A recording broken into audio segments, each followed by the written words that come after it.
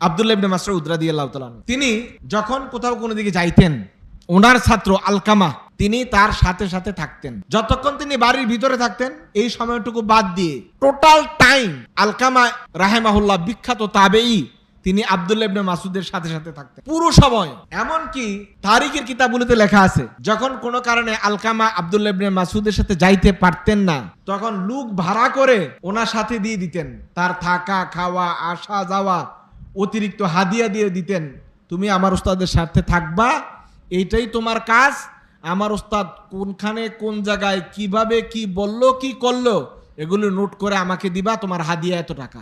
বেতনভুক্ত লোক দিয়ে উস্তাদের সাথে পাঠায়। ইমাম আবু হানিফা তার উস্তাদ হাম্মাদ ইবনে আবি সুলাইমানের সাথে 19 বছর টানা একসাথে ছিলেন। আমাদের দেশে কি হয়, দাখিল পাস করছে উস্তাদের সাথে সম্পর্ক শেষ, কামেল পাস করছে জীবনে আর দেখাই নেই। এগুলো পড়ালেখা না, ধোকাবাজি। উস্তাদের সাথে থাকতে হবে লাইফ টাইম, পুরা জীবন, যতক্ষণ না উস্তাদ মারা যায়।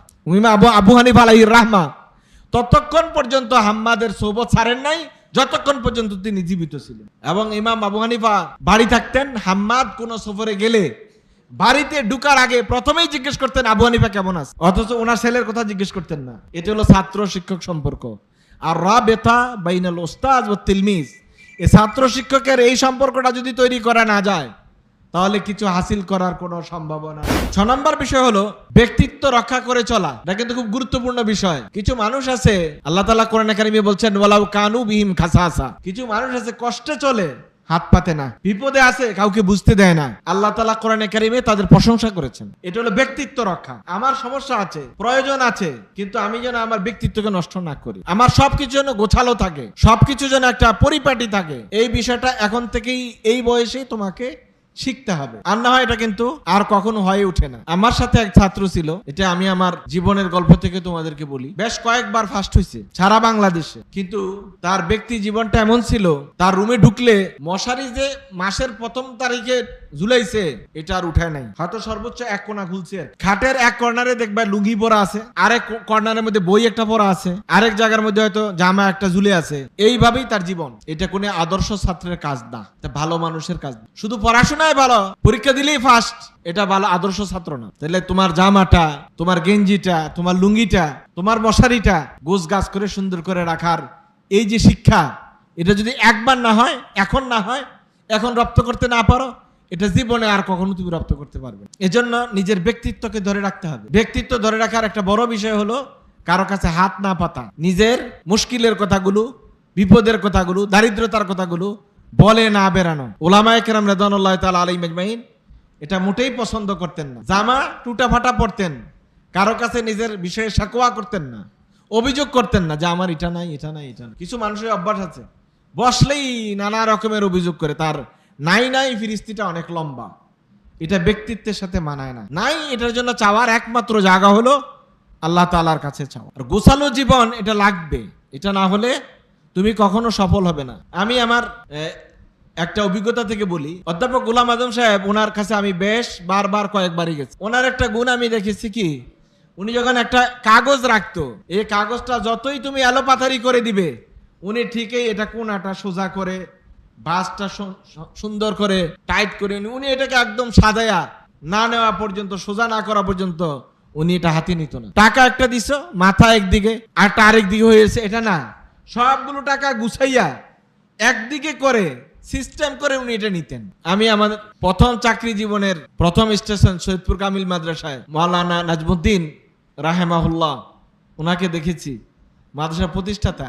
উনি এই 10টা 15টা 20টা নোটও যদি ওনাকে দেওয়া হইতো, প্রতিটা নোট সোজা করে একদম যেভাবে যেটা রাখা দরকার এইভাবে করে তারপর উনি টাকাটা রাখতেন। এই যে গোছালো হওয়ার একটা অভ্যাস, এই অভ্যাসটা কি উনি নতুন করে করছে না ছোট থেকে এটা চর্চা করে আসছে? তুমি যদি এখনই তোমার লুঙ্গি এক জায়গায়, পাঞ্জাবি এক জায়গায়, মশারি এক জায়গায় করো, তারপর পরে তো একসময় তোমাকেও আরেক জায়গায় পাওয়া যাবে। কাজে এই অভ্যাসটা করতে হবে ছাত্র জীবন থেকেই। 6 নম্বর বিষয় হলো সৎ গুণাবলীগুলি অর্জন করতে হবে।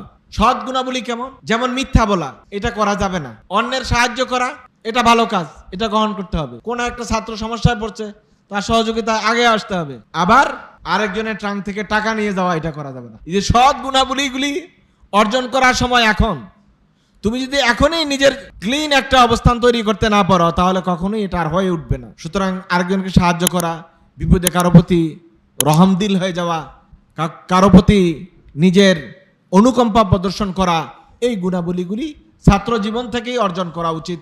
আদর্শ ছাত্রের এটি একটি বড় গুণ। আর এটা আমার অভিজ্ঞতা থেকে আমি বলি, 30 বছরের এই শিক্ষকতার অভিজ্ঞতায়, যেই ছাত্রগুলি তাদের জীবনে, ছাত্র জীবনে গোছানো ছিল না, সৎ কর্মপরায়ণশীল ছিল না, নিয়মিত ছিল না, নিয়মাবর্তী ছিল না, এরা কর্মজীবনে গিয়েও এই গ্যাপগুলো আর পূরণ করতে পারে না। অনেকে দেখবা টাইম অনুযায়ী কাজ করতে পারে না, টাইমের পরে কাজ করে। ওই আমার সাথে এক ছাত্র ছিল, বললাম না, খুবই ভালো ছেলে ছিল। তো বহু বছর পরে একবার রেল স্টেশনে তার সাথে দেখা, কুমিল্লা রেল স্টেশনে, সম্ভবত 15 বা 16 বছর পরে দেখা। তার একটা অভ্যাস ছিল, সে কখনো নিয়ম করে টাইম মতো পরীক্ষার হলে ঢুকতে পারতো না। সে মাদ্রাসা বোর্ডে একাধিকবার ফার্স্ট হয়েছে, কিন্তু সময় মতো 10টায় পরীক্ষা, সে 10টায় কখনো ঢুকতে পারে নাই। 10টা 10-এ, 10টা 15-তে, 10টা 12-তে, প্রতিদিন এইভাবে সে ঢুকতো। শেষ পর্যন্ত 16 বছর পরে কুমিল্লা রেল স্টেশনে তার সাথে দেখা, তার সাথে তার ওয়াইফও আছে। হঠাৎ করে আমার সাথে দেখা, আমি জিজ্ঞাসা, ভাই কোত্থেকে, কি খবর? দেখলাম যে পিছন থেকে একটা মহিলা খুব চিৎকার করতেছে, চেঁচামেচি করতে। আমার সামনে এই পরিস্থিতিতে সে একটু বিব্রতকর অবস্থায় পড়ে গেছে। আমি বললাম, দোস্ত কি খবর? কয়, ট্রেনটা তো চলে গেল, মাত্র আউট সিগন্যালটা পার হলো, আমি তো ট্রেনটা পাইলাম না। পিছন থেকে যে বউ চিৎকার করতেছে, মূল কারণ হলো ট্রেন চলে গেছে। আর ওই মহিলা বলতেছে, আমি তোমার সকাল থেকে বলতেছি যে একটু আগে বাইরো, একটু আগে বাইরো। কারণ সে তো তার স্বামীর অবস্থা জানে। একটু আগে বাইরো, একটু আগে। মাত্র 5টা মিনিটের জন্য ট্রেনটা পায় না। কত বছর পরে? ছাত্র জীবনের 16-20 বছর, 16-17 বছর পরে তার আচরণের, চরিত্রের কোনো পরিবর্তন হয়েছে?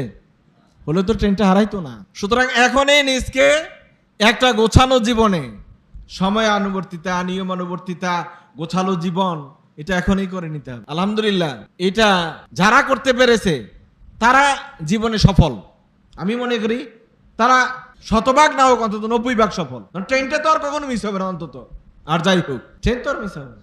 7 নম্বর বিষয় হলো সৎ ব্যবহার করা। তোমরা সৎ ব্যবহার, মাদ্রাসার ছাত্র, এটার জন্য ওয়াজের কোনো প্রয়োজন পড়ে না। আলহামদুলিল্লাহ, মাদ্রাসার ছাত্ররা তাবান প্রকৃতিগতভাবেই পরিবেশের কারণেই সৎ ব্যবহারকারী হয়। মানুষদেরকে সালাম দেওয়া, মুসাফা করা, মুআনাকা করা, খোঁজখবর নেওয়া, হাসি মুখে কথা বলা। আল্লাহ রাসূল কি বলেছেন? হাসি মুখে কথা বলা এটাও সাদাকা। ইমানদার যা করে তাই তো সাদাকা, তার সওয়াব সে পেয়ে যায়, নেক আমল যাই করে। আল্লাহ রাসূল বলেন, তুমি যে কারোর সাথে হাসি মুখে কথা বলো, এটাও তোমার আমলনামায় আল্লাহ তাআলা সাদাকা হিসেবে লিপিবদ্ধ করেন। 8 নম্বর বিষয় হলো, যাই পড়ো, যাই চর্চা করো, নিয়মিত অনুশীলন করার চেষ্টা করবে। ওই যে পরে একবার রেখে দিছ, এটা ভুলে যাবে শতভাগ। হাফেজে কোরআনদের জন্য বলছি, বিশেষ করে যারা সবক শোনাও, তাদের জন্য খুব গুরুত্বপূর্ণ বিষয় হলো পিছনের সবকটা বারবার পড়া, আদা করা, খুবই গুরুত্বপূর্ণ কাজ। হাদিস তিরমিজি শরীফে সহিহ সনদে বর্ণিত হয়েছে, আল্লাহ রাসূল বলেন, মাসালুল কোরআনে কামাসালিন নাকাতি সারেদাতে, কোরআনের উদাহরণ হলো একটা অবাধ্য উটের মতো। ইজা আকাল তাহু, যদি তুমি তাকে বেঁধে রাখো তাহলে ঠিকঠাক পাবে, আর যদি রশিটা ছেড়ে দাও, কোথায় চলে গেছে খুঁজতে খুঁজতে আর তাকে পাবে না। সুতরাং কোরআন যারা চর্চা করতেছ, পড়ছো, হাফেজ হয়েছ বা হতে যাচ্ছ, তাদের জন্য একটা জরুরি মেসেজ হলো, কাজ হলো অনুশীলন করা, সব সময় অনুশীলন করা। হাফেজ যিনি, তিনি ডেইলি অন্তত 3 পারা পড়বেন। আর যিনি হাফেজ হন নাই, তিনি পিছনের অংশটাকে সুন্দরভাবে আদা করার চেষ্টা করবেন, উস্তাদ যেভাবে বলে। আর না হয় এটাকে ধরে রাখা যাবে না। আর অনুশীলনের কোনো বিকল্প নাই।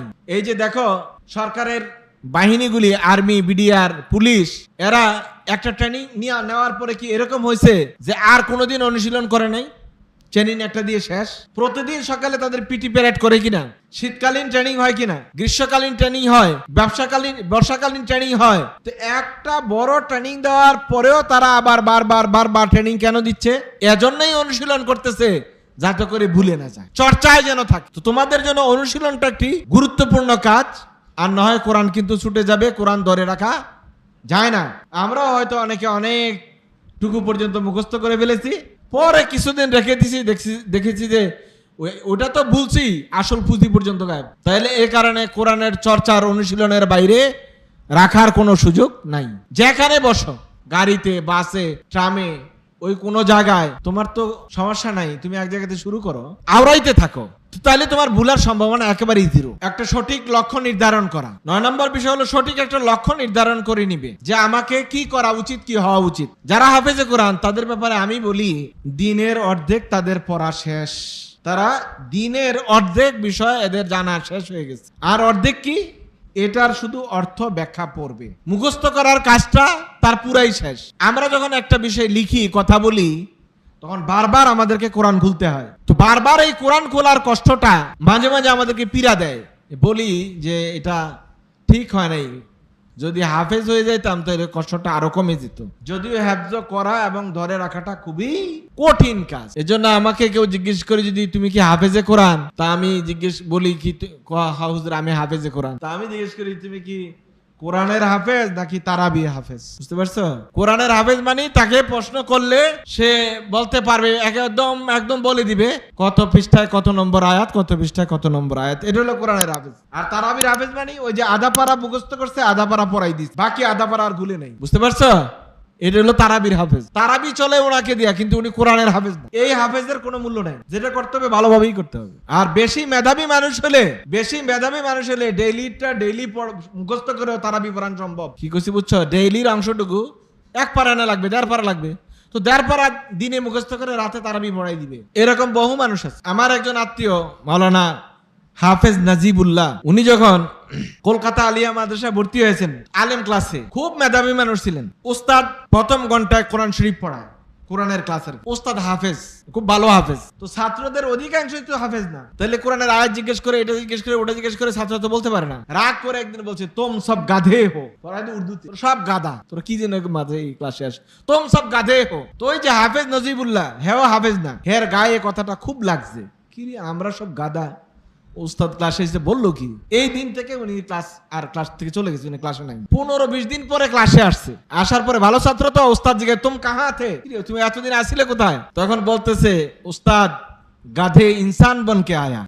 ক্লাসে এসে গাধা কোন, আজকে কিন্তু গাধা মানুষ হয়ে আসছে। উস্তাদ বুঝে গেছে যে এটা কিন্তু হাফেজই আসছে। গাধা কয় তো গাধা এই জন্য বলে যে হাফেজ না, উস্তাদ গাধে ইনসান বনকে আয়া। তো 15-20 দিনে কোরআনে হেফজ করে চলে আসছে। মেধাবী লোক হলে এটা সম্ভব, দিনের বেলা হেফজ করে রাতের বেলায় তারাবি পড়ায় দেওয়া। কিন্তু এই হেফজ টিকবে না, এটা হলো ঠুনকা হাফেজ। মাহমুদুল হাসান আদ-দেওবন্দি রাহিমাহুল্লাহ, শায়খুল হিন্দ মাওলানা মাহমুদুল হাসান আদ-দেওবন্দি, বড় মাপের একজন আলেম দ্বীন মুহাদ্দিস। ওনার ছাত্র হলো হোসাইন আহমদ মাদানী রাহিমাহুল্লাহ, শায়খুল হাদিস দারুল উলুম দেওবন্দ হোসাইন আহমদ মাদানী। এই দুইজনকে একসাথে মাল্টা দ্বীপে ব্রিটিশ সরকার সেখানে কারারুদ্ধ করেছিল। কোথায়? মাল্টা দ্বীপে। সেখানে তো চলাফেরার মতো কিছু নাই, ইলেকট্রিসিটি তো নাই, এমনকি আগুন জ্বালানোর মতো কোনো ব্যবস্থাও ছিল না।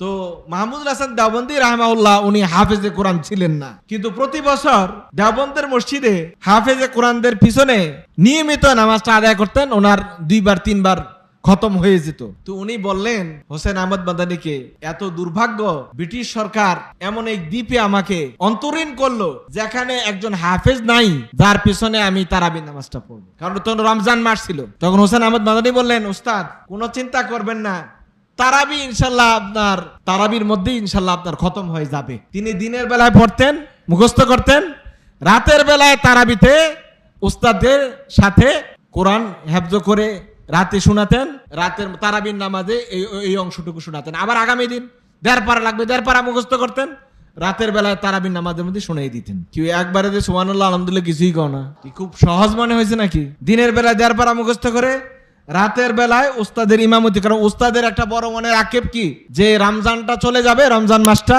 এই অন্তরীণ অবস্থায় থাকবো, তারাবি পড়বো, কিন্তু কোরআনটা খতম করতে পারবো না, কোনো হাফেজদের পিছনে নামাজটা পড়তে পারবো না। এই জন্য দিনের বেলায় মুখস্থ করছে, রাতের বেলায় নামাজি ইমামতি করে পুরা কোরআন 30 পারা 30 দিনে উস্তাদকে শুনিয়ে দিস, নামাজ শেষ হয়ে গেছে। হোসেন আহমদ মাদানী রাহিমাহুল্লাহ উস্তাদের এতটা অনুগত ছিলেন, ঠান্ডা শীতের মাঝে মাল্টা দ্বীপে কোন রকমের পানি গরম করার ব্যবস্থা ছিল না। সারা রাত ওই পানির পাত্রটা নিজের পেটের মধ্যে চাপা দিয়া ধরে রাখতেন, যেন পানিটা কিছুটা গরম হয়, উস্তাদের তাহাজ্জুদের উজুতে সমস্যা না হয়। উস্তাদ এবং ছাত্রের মধ্যে এই যে রাবেতা সম্পর্ক, এটা খুবই গুরুত্বপূর্ণ। এটা এরকম না যে একবার দেখলাম সালাম একটা দিয়ে চলে গেলাম। আমাদের ছাত্রদের এখন অভ্যাস হলো, শিক্ষক দেখলে ছাত্ররা পলায়ন করতে চায়। হেফজখানা ছেলে তো পলানোর জায়গা নাই, তো মনে মনে একটা ইচ্ছা আছে আল্লাহ যেন আর ওস্তাদের সামনে আমার না পালায়, কিন্তু এটার দ্বারা কিছুই হাসিল হয় না। তোমরা ট্রাকের পিছনে দেখবে 100 হাত দূরে থাকুন, আসেনি বড় বড় ইন্টার ডিস্ট্রিক্ট ট্রাকের পিছনে কি লেখা থাকে? 100 হাত দূরে থাকুন। আমাদের ছাত্ররা আমাদেরকে দেখলে 100 হাত দূরে থাকে, ধারে কাছে আসতে চান। আর এই কারণেই তাদের কোন বিষয়ে কিছুই তারা শিখতে পারে না, কোন রকমের সোহবত তারা নিতে পারে না। ওস্তাদের কাছে থাকা এটাই তোমার পড়াশোনা। তোমার পড়াশোনার মধ্যে সবচেয়ে গুরুত্বপূর্ণ বিষয় হলো ওস্তাদের সাথে থাকা। আব্দুল্লাহ ইবনে মাসউদ রাদিয়াল্লাহু তাআলা তিনি যখন কোথাও কোনো দিকে যাইতেন, ওনার ছাত্র আলকামা তিনি তার সাথে সাথে থাকতেন। যতক্ষণ তিনি বাড়ির ভিতরে থাকতেন, এই সময়টুকু বাদ দিয়ে টোটাল টাইম আলকামা রাহিমাহুল্লাহ বিখ্যাত তাবেঈ, তিনি আব্দুল্লাহ ইবনে মাসউদের সাথে সাথে থাকতেন পুরো সময়। এমনকি তারিখের কিতাবগুলোতে লেখা আছে, যখন কোনো কারণে আলকামা আব্দুল্লাহ ইবনে মাসউদের সাথে যাইতে পারতেন না, তখন লোক ভাড়া করে ওনার সাথে দিয়ে দিতেন, তার থাকা খাওয়া আসা যাওয়া অতিরিক্ত হাদিয়া দিয়ে দিতেন। তুমি আমার উস্তাদের সাথে থাকবা, এইটাই তোমার কাজ। আমার উস্তাদ কোনখানে কোন জায়গায় কিভাবে কি বললো কি করলো এগুলো নোট করে আমাকে দিবা, তোমার হাদিয়া এত টাকা। বেতনভুক্ত লোক দিয়ে উস্তাদের সাথে পাঠাইতে। এই হলো আলকামার সাথে ইবনে মাসউদের সম্পর্ক। আলকামার ছাত্র ইব্রাহিমে নাখাই, হানাফি মাযহাবের কথা বলতেছি, হানাফি মাযহাবের সনদের কথা বলছি। ইব্রাহিমে নাখাই তিনি ঠিক এইভাবেই আলকামার সাথে লেগে থাকতেন। যতক্ষণ আলকামা সজাগ ততক্ষণ ইব্রাহিমে নাখাই সজাগ। আর ইব্রাহিমে নাখাইর ছাত্র হাম্মাদ ইবনে আবি সুলাইমান, তিনি ইব্রাহিমে নাখাইর সাথে এমন ভাবে লেগে থাকতেন, তিনি যতক্ষণ সজাগ হাম্মাদ ইবনে আবি সুলাইমান ততক্ষণ সজাগ। ইমাম আবু হানিফা তার উস্তাদ হাম্মাদ ইবনে আবি সুলাইমানের সাথে 19 বছর টানা একসাথে ছিলেন। আমাদের দেশে কি হয়, দাখিল পাস করছে উস্তাদের সাথে সম্পর্ক শেষ, কামেল পাস করছে জীবনে আর দেখাই নেই। এগুলো পড়ালেখা না, ধোকাবাজি। উস্তাদের সাথে থাকতে হবে লাইফ টাইম, পুরা জীবন, যতক্ষণ না উস্তাদ মারা যায়। আবু হানিফা আলাইহির রাহমা ততক্ষণ পর্যন্ত হাম্মাদের সোহবত ছাড়েন নাই যতক্ষণ পর্যন্ত তিনি জীবিত ছিলেন। কত বছরের কথা বলেছি? 19 বছর টানা। কোন কোন বর্ণনার মধ্যে 29 বছরের কথা লেখা আছে। এবং ইমাম আবু হানিফা বাড়ি থাকতেন, হাম্মাদ কোন সফরে গেলে বাড়িতে ঢুকার আগে প্রথমেই জিজ্ঞেস করতেন আবু হানিফা কেমন আছে, অথচ ওনার ছেলের কথা জিজ্ঞেস করতেন না। এটা হলো ছাত্র শিক্ষক সম্পর্ক।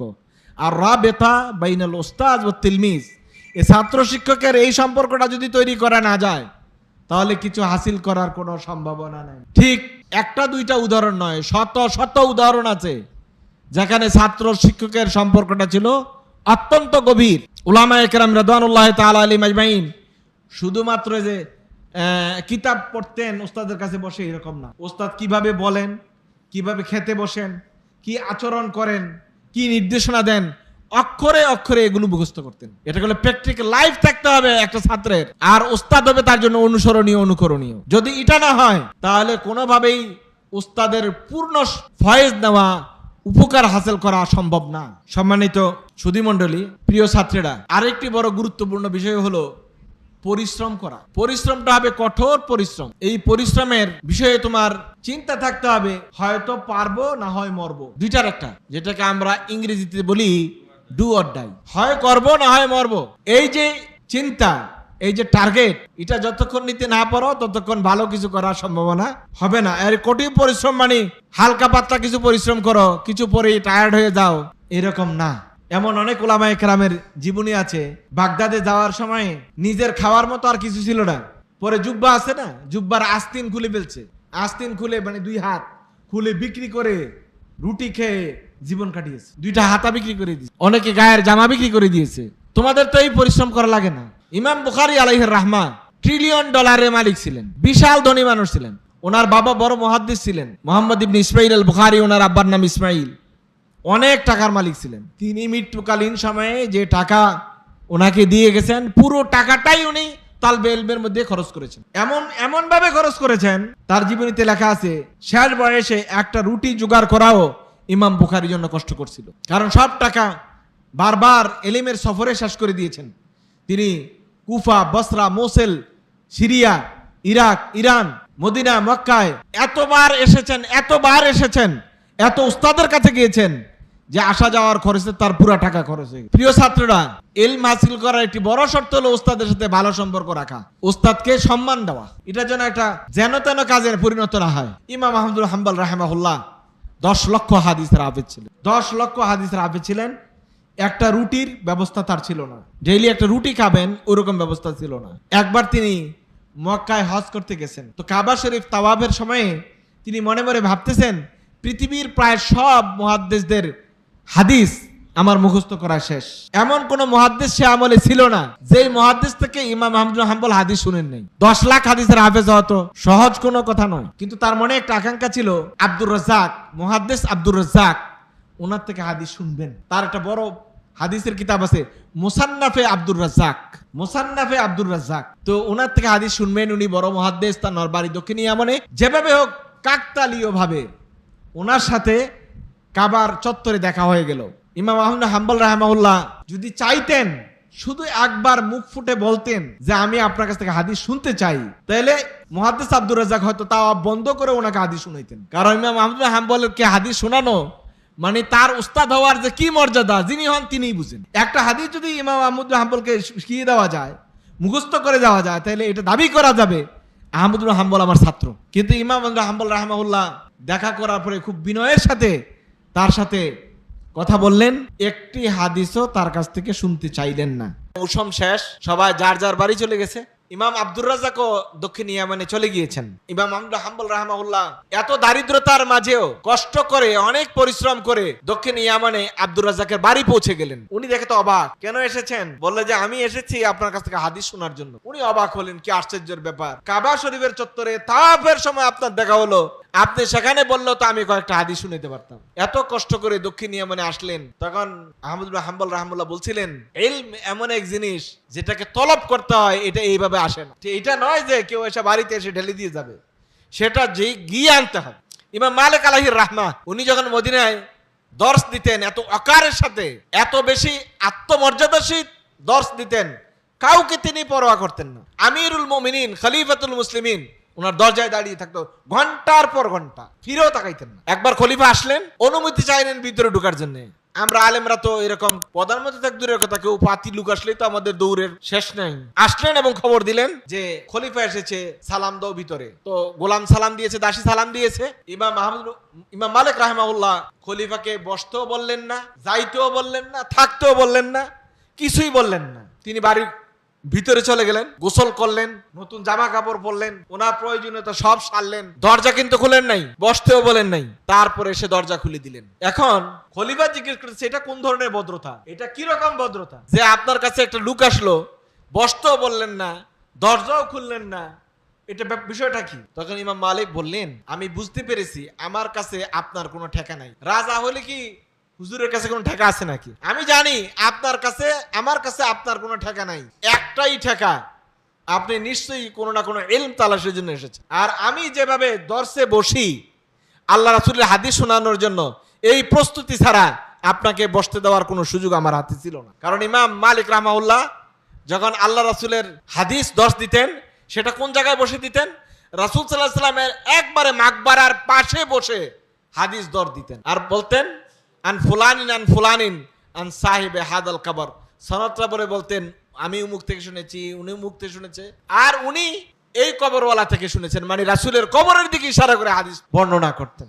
যখন হাদিস দর্শ দিতেন, যে অবস্থায় বসতেন ওই অবস্থায় উঠতেন, সামান্য পরিমাণ নড়াচড়া করতেন। ছাত্ররা জিজ্ঞেস করলো, একবারের ঘটনা ছিল এরকম যে ইমাম মালিক আলাইহির রাহমার জামার ভিতরে একটা বৃশ্চিক ঢুকে গেছে, খুব বিষাক্ত।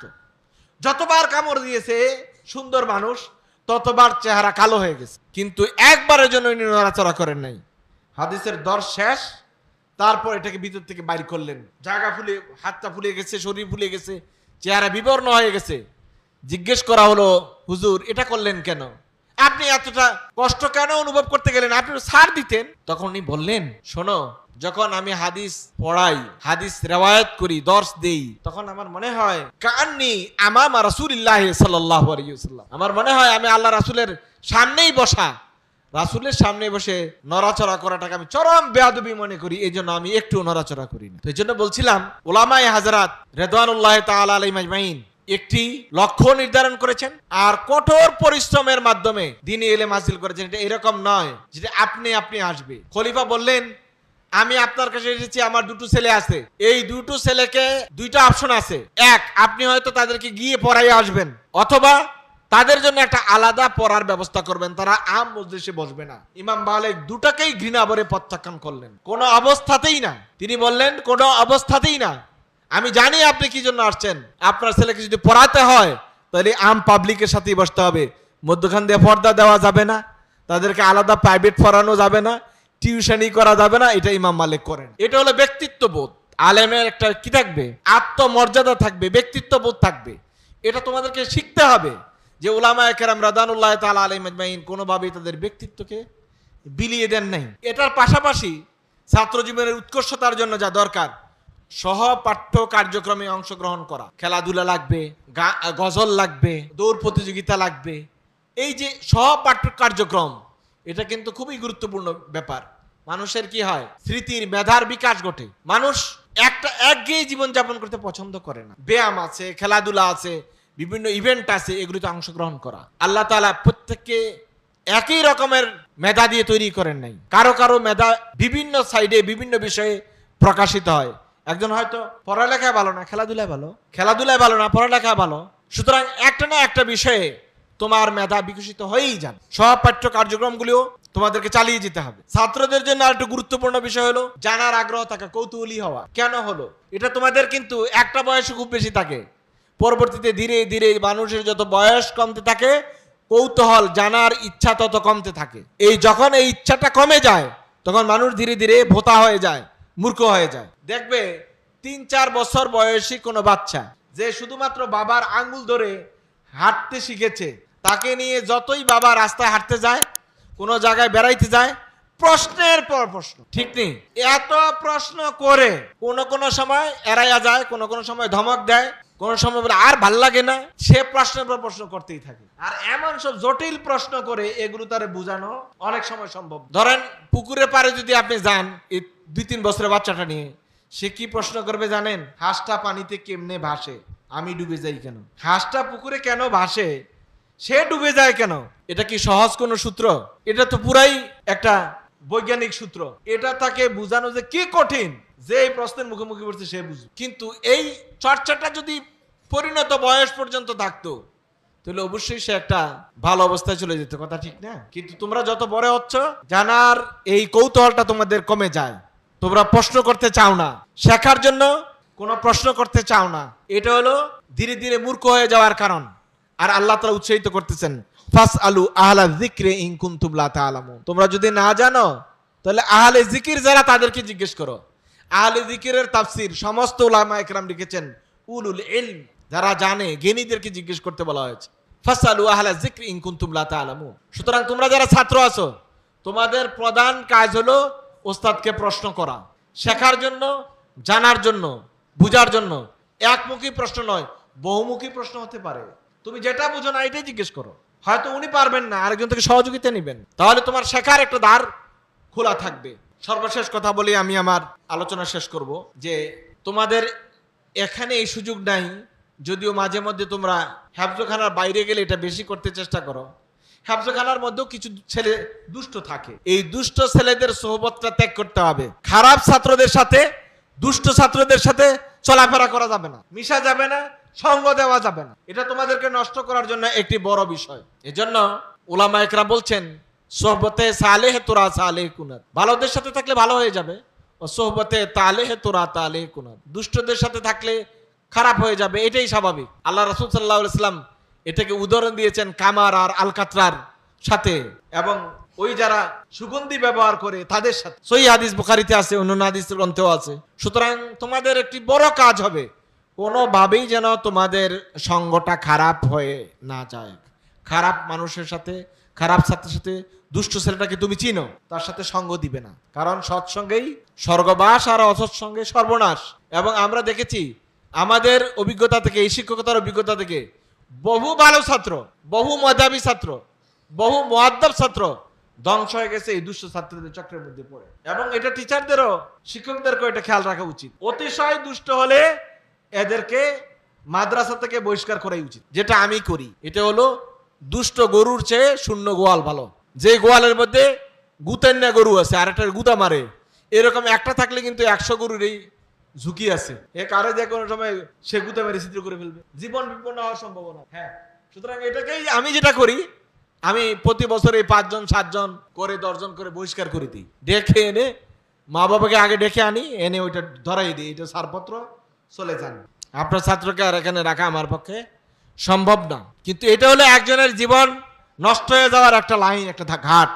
সুতরাং তোমরা যারা ছাত্র আছো, তোমরা এই সিদ্ধান্ত নাও, আমরা যেন এই কাটিং এ না পড়ি, আমরা যেন ওস্তাদদের রোশানলে না পড়ি, আমরা যেন খারাপদের তালিকায় না পড়ি। সুতরাং তোমরা তোমাদের জীবনটা এখন খুবই আরামে আসো, তোমরা যেভাবে আসো, আমার মাঝে মাঝে কিন্তু তোমাদেরকে নিয়ে অনেক সময় হিংসেই হয়। তোমরা কি দেখেছো কোন ছাত্র বাচ্চাদেরকে যারা পথে ঘাটে কাজ করে টোকাই, এরা কি তোমার মতো বসে কোরআনটা পড়তে পারতেছে? তুমি কি জানো যে ওটা ওদেরও জীবন আছে, ওদেরও লক্ষ্য আছে, ওদেরও বাঁচার স্বাদ আছে, ইচ্ছা আছে, কিন্তু পারছে না, তাদের মা বাবার টাকা নাই, অথবা তারা মা বাবা ওইরকম স্যাক্রিফাইস করার মতো ব্যবস্থা নাই। আর তোমরা এখানে আসছো যারা, তাদের সবার মা বাবা কি কোটিপতি, লাখ লাখ টাকার মালিক। আমি আমার অভিজ্ঞতা থেকে দেখেছি, অনেক বাচ্চা কাচ্চা যারা মাদ্রাসায় পড়ে, তাদের মা বাবা রীতিমতো ভালো খাবার জোটাতে পারে না, নিজে ঠান্ডা ভাত খায়, পান্তা ভাত খায়, নিজে খুব খারাপ অবস্থা থাকে। ছেলেকে ভালো রাখার, মেয়েকে ভালো রাখার, সন্তানকে ভালো রাখার জন্য প্রতিটা অভিভাবকই চেষ্টা করে নাকি? তুমি কি জানো তোমার বাবার গায়ের গেঞ্জিটা ছাড়া, পায়ের স্যান্ডেলের ফিতা নাই? তুমি কি জানো সেই প্রতিদিন কমপক্ষে 12 থেকে 14 ঘন্টা পরিশ্রম করে, তার গায়ের ঘাম কখনো শুকায় না? এই পরিশ্রমের টাকাগুলি দিয়ে তোমাকে মানুষ করার চেষ্টা করতেছে। এই উপলব্ধিটা কি আসে? একবার চিন্তা করো, তুমি এখানে আরামে আসো, 3 বেলা খাচ্ছ, খুব ভালো পরিবেশে আছো, তোমার বাবা মা কি এতটুকু পরিবেশ আছে?